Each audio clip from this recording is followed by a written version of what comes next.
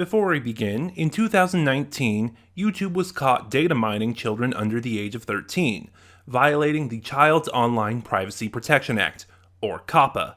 Since settling, YouTube has enacted new policies meant to dodge responsibility and scapegoat creators. This video is not made for kids. It is not targeted at kids. It is not advertising to kids. Parental discretion is advised. Hey guys, how's everyone doing? This is the Sentinel, watching over Geekdom, and welcome back to Sentinel Reviews.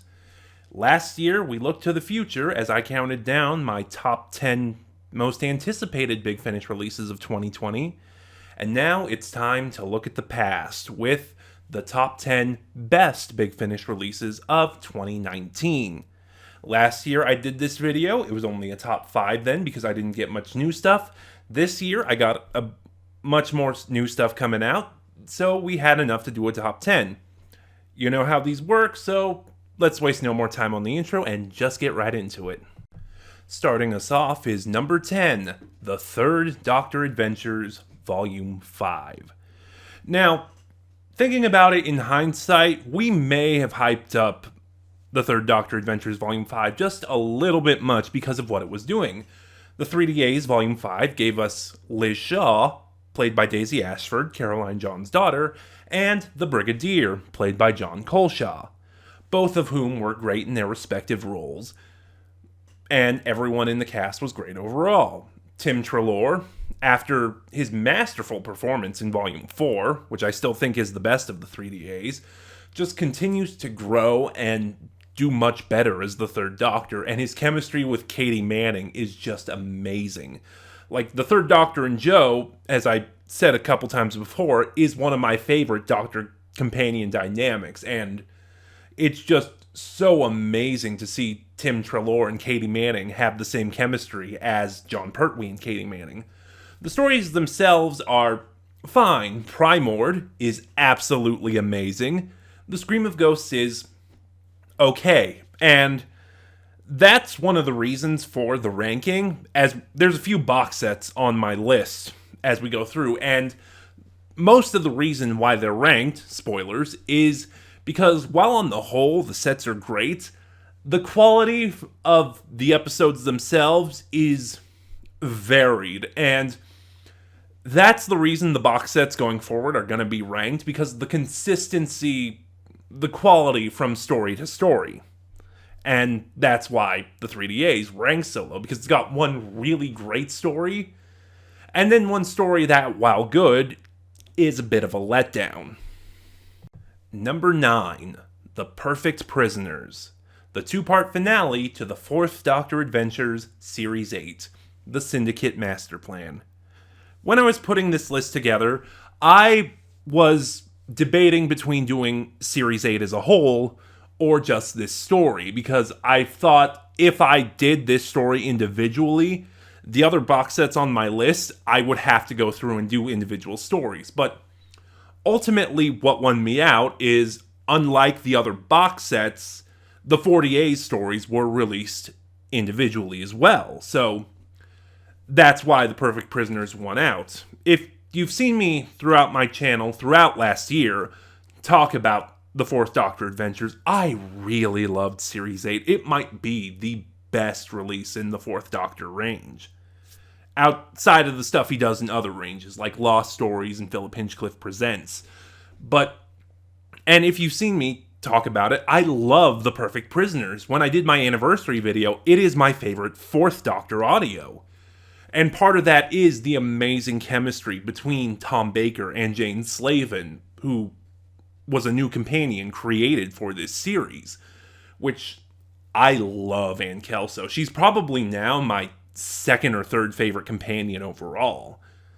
And just, they worked so well together, and the culmination of what the Syndicate Master Plan was is really good. The villain was great, and the departure of Ann Kelso is also really bittersweet. And oh, there's just so much to say. I could go on just gushing about this story. Number 8, one that I'm sure I'm gonna get a lot of flack for ranking so low. The Legacy of Time. And as I was putting this list together, I knew Legacy of Time had to make this list. In fact, in one of my early drafts, it didn't at all. But it's Big Finish's 20th anniversary celebration, and it's still really good, so I knew it had to make the list. But like I said when I did the 3DAs, a lot of the box sets that make this list, they're ranked because of the quality of their stories, from the consistency of their stories from story to story. And that's kind of the big thing with Legacy of Time. It's good overall, but the stories really vary in quality, and, it's just inconsistent. I need to think. I'm going in circles here. But, you have The Sacrifice of Joe Grant, which is phenomenal. And then you have Lies in Ruins, which is really good. The Split Infinitive is fun, but it's not really... It's passable. Relative Time, again, enjoyable, but it's the weakest story in the set. Collision Course is okay until you get to the ending, which is amazing. And then The Avenues of Possibility, which I personally enjoy. But yeah, if it was a stronger set as a whole, if the stories were closer to being the same quality, this one would rank much higher. Number 7. The War Master Series 4. Anti-Genesis. So this one ranking as low as it did is almost kind of by accident. As I was putting this list together and I started ranking them, it's like, oh, I like this. Oh, I really like this. Oh, I like this. And I just kept listing them until I realized I was closer towards the bottom of the list. And I knew Anti-Genesis was going to be on the list. And it's like, oh, shoot, I still haven't put this on the list and it's almost done. But again, the War Master series is another really great series. Series 1 is great. Series 2 is phenomenal. The Master of Callus is my favorite release in the War Master range. And then we had 2 releases this year. Series 3, Rage of the Time Lords, which after that really strong starting first 2 series, Rage of the Time Lords is a huge letdown. It's still good, but it is such a letdown. It is so weak after those first 2. And then in December, we got Anti-Genesis, which for right now is the final release in this range. They keep hinting they're going to do more with the War Master. And Anti-Genesis, first of all, has a really interesting premise. It's basically, what if the Master did Genesis of the Daleks instead of the Doctor? And because it's focusing on the Master, it is such a grisly, dark story. And we also get the Unbound Master again, Mark Gatiss' Master from Sympathy for the Devil and The New Adventures of Bernice Summerfield. And he's really good in the role. Both Masters play off each other really well, and we get some great psychology with the Master. I won't say any more except this quote from the 5 Doctors. To lose is to win, and he who wins shall lose. Number 6. The Diary of River Song, Series 5. We had 2 releases for the Diary of River Song this year, Series 5 and Series 6. Objectively, or would it be subjectively? I always mix those 2 up. Series 6 might be the better set, but I got so much more enjoyment out of Series 5. And that's kind of my philosophy when it comes to storytelling. If you're not going to be good, at least be fun, be enjoyable. And I certainly, in most cases, find enjoyment, I find entertainment more, I prefer it over quality, And that's not to say the Diary of River Song Series 5 is bad. It's not. It's really good. But it's just, of the 2 releases this year, Series 5 was the more enjoyable one. Series 5 saw River face 4 incarnations of the Master, Geoffrey Beevers, Sir Derek Jacobi, and Michelle Gomez and Eric Roberts making their Big Finish debuts. The Michelle Gomez and Eric Roberts story being the best in this set. And it's just... And this is really the start, because the Doctor doesn't show up in this one. It's really the start of River... This really being River's own series and her standing on her own 2 feet.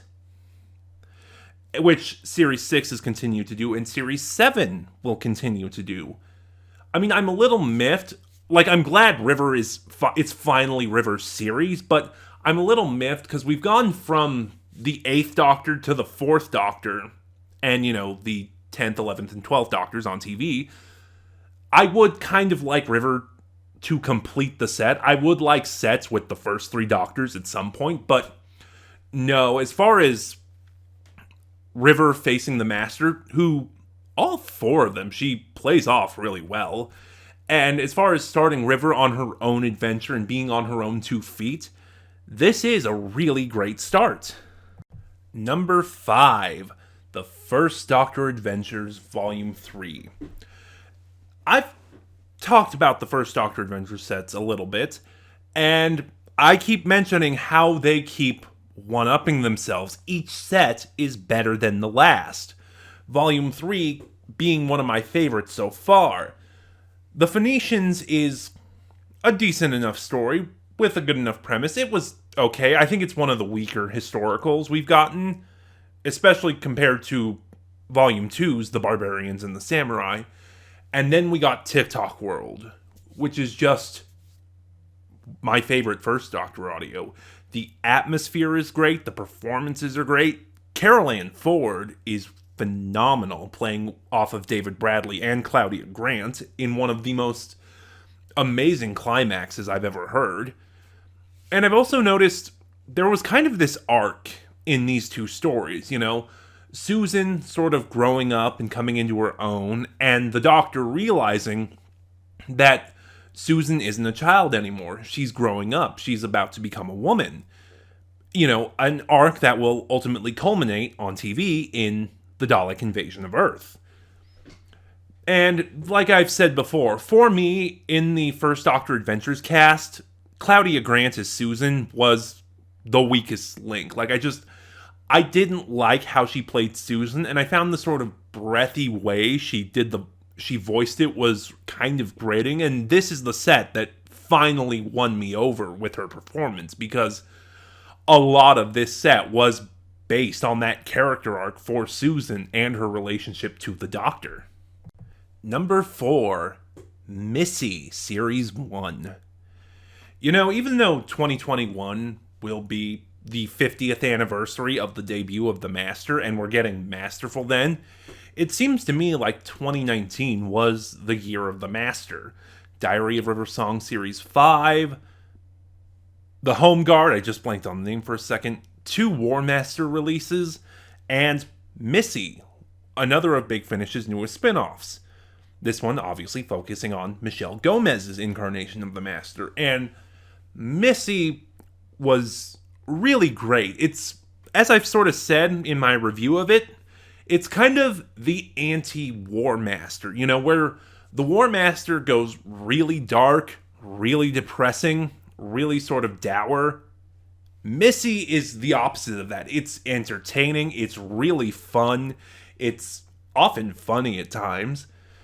But Missy, really, as I've said before, my problems with Missy are only when she's written by Stephen Moffat. So this series obviously works so much better for Missy because we have writers who are actually treating her like the Master, and it just so cements her spot as my 5th favorite Master, and it has, quite possibly, my favorite Nev Fountain story with the broken clock.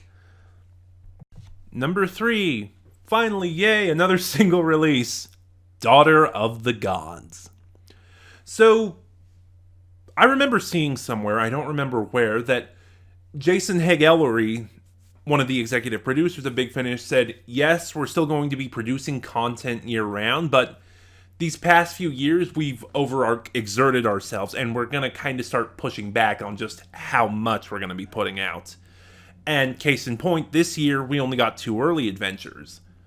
The Home Guard, one of the Master stories, and Daughter of the Gods, the 5th anniversary celebration of the early adventures, and a multi-Doctor story, which I'm always a sucker for. This one was something else. It was a great follow-up to The Dalek Occupation of Winter, It's not a sequel, it's just a Dalek story written by the same guy, David K. Barnes. It plays with some of the plot ideas in the Daleks' master plan, which is fun. There's great performances all around, especially from Peter Purvis as the first Doctor, Fraser Hines as the second Doctor, and Ijaz Awad as Katarina. And, there's really not much more to say. It's kind of got a Stephen Moffat-ish kind of idea for how this multi-Doctor story can exist. When Katarina was only alive for one story. But don't let that fool you. Don't let the continuity kind of push you back. This is phenomenal, and I promise you, everything works. If it's not perfect, it's probably as close to perfect as will ever be. Number 2, transference. So this year, even though I tried to in the past couple years, I really tried to branch out into some of Big Finish's other ranges and try some of their other stuff. One of which being the Big Finish originals. Not adaptations or continuations of popular TV shows or cult TV shows, but their own original work. And I started with Transference, which, oh my god, this story is amazing. It's a psychological thriller miniseries about a therapist, played by Alex Kingston, who takes in a patient who may be a fantasist, and he tells her he's killed someone. And the question is, because he's a fantasist, is he telling the truth? From episode 1, this 9-part series, is it 9 parts? I think it's 9 parts, is really tense. You're constantly on the edge of your seat as more layers get peeled back. And if you're curious about the Big Finish originals, I really recommend Transference. It was just something else. Before we get to number 1, I am going to name some honorable mentions. I'm not going to do these as their own segments because I think this video is already running long enough, but here we go real quick. The Eighth Doctor, The Time War, Volume 3. My first venture into the Eighth Doctor Time War series. Really enjoyable. Works great as a standalone because I did feel State of Bliss was a great introduction to Bliss, the Eighth Doctor's companion during the Time War series. And the big selling point of this was that it featured the Valyard, my favorite Doctor Who villain. And that's something I've wanted for a while, seeing the Valyard face other Doctors besides the Sixth Doctors. And the War Valyard is the best story in the set. The Diary of Riversong Series 6, still a great set, just not as enjoyable or entertaining as Series 5, but still, check it out. I am biased because it's my favorite spinoff. And Dead Media. We had 3 12th Doctor short trips this year. The Astria Conspiracy, Dead Media, and The Best Laid Plans. Dead Media is the best one. Like Peter Purvis's first Doctor, Jacob Dudman's 12th Doctor is not a likeness, it's not a good impression, but what he lacks in vocal likeness, he makes up for in performance. He nails the mannerisms and the inflections, and he just shows he really understands the characterization of the 12th Doctor. And it's because of that that I'm now more than ever looking forward to the 12th Doctor Chronicles. And number 1, what I thought was the best Big Finish release of 2019. Dark Shadows, Bloodline. Now, where to start with this one? Well, I'll start with kind of the one critique I had at the time. I didn't like that this ended Barnabas and Julia's story. But then I thought about it, and compounded with what happened to Maggie and Angelique in Bloodlust, the previous miniseries, I started to think how much sense this makes. Long-running soap operas, over time, if they run long enough, they will start phasing out the old leads in favor of new ones. And that's what Bloodlust and Bloodline did. Because we have all these new characters introduced, like Rhonda and her daughter, whose name I'm forgetting, and who I just realized also left at the end of Bloodlust. We have, I almost said David, but that's not who I'm thinking of. It's Amy's son and her stepson. Wow, I am forgetting everyone's names today. But yeah, that's kind of what I'm talking about. But yeah, Dark Shadows Bloodline is the sequel to the previous miniseries, Dark Shadows Bloodlust, which I believe was released in 2016. I should have double checked.